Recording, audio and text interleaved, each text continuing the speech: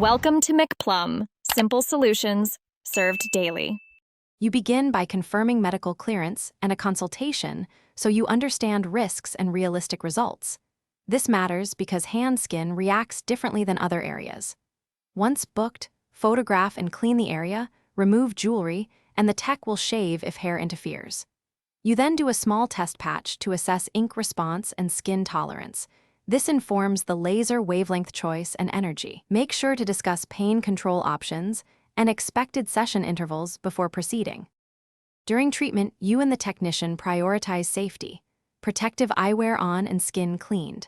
The operator adjusts pulse duration, spot size, and fluence based on the test patch and tattoo colors. This combination breaks pigment while limiting thermal injury. Cooling between pulses via cold air or ice packs reduces discomfort and protects skin.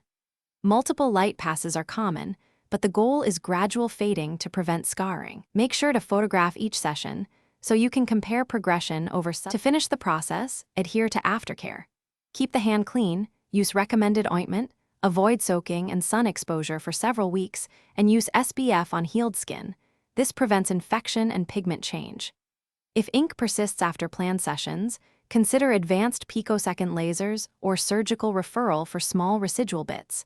The why is that different technologies target different pigment sizes. If adverse scarring or hyperpigmentation develops, begin silicone treatment and prompt dermatology review.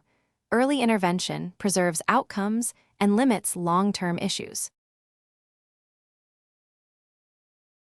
Thanks for watching. Stay juicy and subscribe.